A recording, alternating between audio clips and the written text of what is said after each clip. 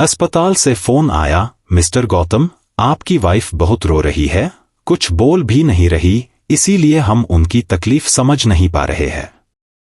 कृपया तुरंत आकर उनको समझाएं। घर में सभी घबरा गए।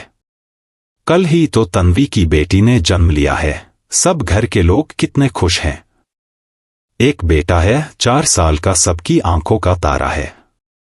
बच्ची भी कितनी प्यारी गोल मटोल सी है। सुबह ही तो गौतम चाय नाश्ता देकर हालचाल पूछकर वापस आए हैं। अब ये 3-4 घंटों में क्या परेशानी हो गई। ऑफिस जाने को तैयार गौतम फिर से मां को लेकर नर्सिंग होम आए। जाकर देखा तंची अभी भी सिसकियां भर रही थी। पास आकर हिला हिलाकर उसे पुचकारा, बड़ी मुश्किल से चुप हुई, बच्चों की तरह रोते रोते थक कर सो गई। डॉक्टर आए, चेकअप किया। गौतम जी कोई परेशानी तो दिख नहीं रही है। फिर ये 24 घंटे में क्या प्रॉब्लम हो गई। अलग से डॉ.शून्य ने बच्ची की दादी और पिता से पूछा, बेटी होने पर आपने कुछ कहा तो नहीं पेशेंट को। दोनों हतप्रभ हो गए। बिल्कुल नहीं डॉक्टर, हम लोग तो बहुत खुश है, कितनी प्यारी सी बच्ची है। इस दिन का हमें बहुत दिनों से इंतजार था। और थोड़ी पूछताछ करके डॉक्टर चले गए। देखते हैं, कभी कभी पेशेंट थकान से भी ऐसा व्यवहार करता है। आज का दिन जाने दीजिए, नर्स ने बताया। तन्वी जी से गई थी। शायद कोई सपना देखा हो, जगी है, तभी से परेशान है। डॉक्टर ने भी अच्छी तरह चेकिंग की है, पेपर्स देखे हैं। शारीरिक कोई परेशानी नहीं है। वह हिस्टेरिक सी क्यों हो गई। डॉ.शून्य की सलाह पर वे लोग मां बेटी को घर ले आए।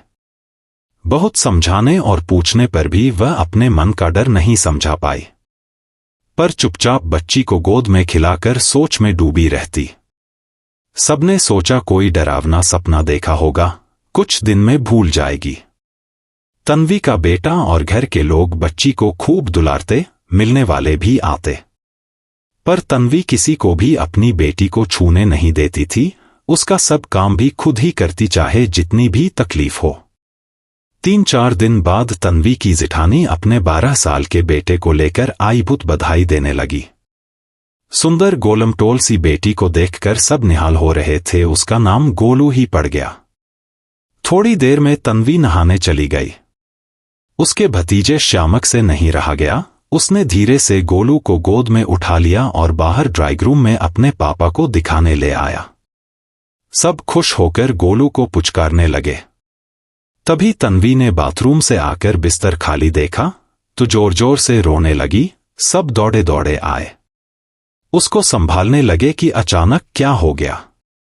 दादी को लगा ये शायद हिस्टीरिया का अटैक है, शायद ऊपर ही हवा लग गई है, पर तन्वी तो पूरे कमरे में चीजें उठा उठाकर फेंकने लगी। तभी श्यामक बच्ची को गोद में लिए आया तो तन्वी ने उससे बच्ची को छीनकर श्यामक को एक थप्पड़ जड़ दिया। फिर गोलू को सीने से लगाकर फूट फूट कर रोने लगी। सब स्तब्ध रह गए, बच्ची भी डर कर रोने लगी।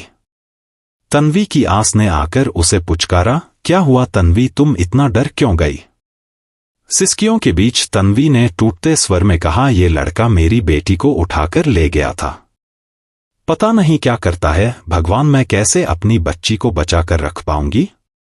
हर तरफ दुश्मन ही नजर आ रहे हैं और उसका बिलखता जारी रहा।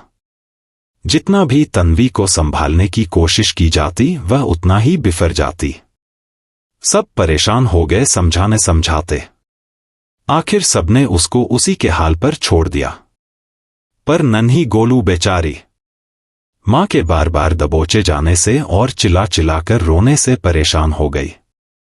न वह दूध पी पाती थी और न ही पूरी नींद सो पाती थी। बार बार मां उसे नींद से उठाकर दबोच लेती थी। 4-5 दिन में ही मां बेटी का चेहरा सूख गया। जितना भी घर के लोग तन्वी को समझाने की कोशिश करते उतना ही वह और फैल जाती, उपद्रव करती, दरवाजा बंद करके बैठ जाती और किसी को पास न आने देती। घर वाले सब परेशान हो गए। घर के सब लोग एक साथ बैठे, सबने अपने तौर पेट समस्या को सुलझाने की कोशिश की, पर कोई हल ना निकला। तन्वी को छोटी बहन और सभी मिलने आए। सब बहुत खुश थे, पर फिर हालात देखकर वही रुक गए। उन लोगों ने भी तन्वी को समझाने की कोशिश की, पर बेकार। तन्वी की बहन शीला अपनी फ्रेंड के साथ मिलकर एक मनोवैज्ञानिक से मिलने गई। उसने बताया इस प्रॉब्लम को पोस्टपार्टम साइकोसिस कहते हैं। इसमें मां बनते ही पेशेंट बहुत तरह की चिंता अपने अंदर पाल लेती है कि जैसे कैसे बच्चे की परवरिश करें, कैसे उसे सबसे बचाकर रखें, वगैरह वगैरह। पूरी तरह बात को समझकर सबने तन्वी को कुछ भी समझाने की कोशिश छोड़ दी, क्योंकि इन सब चिंताओं के चलते मां हिंसक भी हो सकती है। कभी अपने बच्चे को, कभी दूसरे बच्चों को पीट सकती है। ये भी एक तरह का हिस्टीरिया ही है। अब सब धीरे धीरे तन्वी के पास बैठकर बातें करने लगे। बहन ने कहा, जी याद है हम लोग एक साथ स्कूल जाते थे, कितना मजा आता था। छुट्टी में चाट पकौड़ी खाना, दौड़कर चलती बस में चढ़ना। तन्वी ने बीच में बात काट दी। शीला, वो सब दिन अब चले गए। हम लोग तो मौज मस्ती करते मार्केट जाते और सिनेमा भी अकेले देखने जाते थे। अब चारों तरफ डर है। लड़कियों की जिंदगी खतरे में है कहकर वह फिर रोने लगी। मैं कैसे अपनी गोलू को पालूंगी, वो कैसे बड़ी होगी। कोई उसे उठाकर ले जाए, कुछ खराब कर दे तो वो कैसे जिंदा रहेगी। मेरा क्या हाल होगा। फिर से हिस्टीरिया का दौरा पड़ गया। सब स्तब्ध रह गए। क्या यही सब सोच सोच कर ये हलकान हुए जा रही है।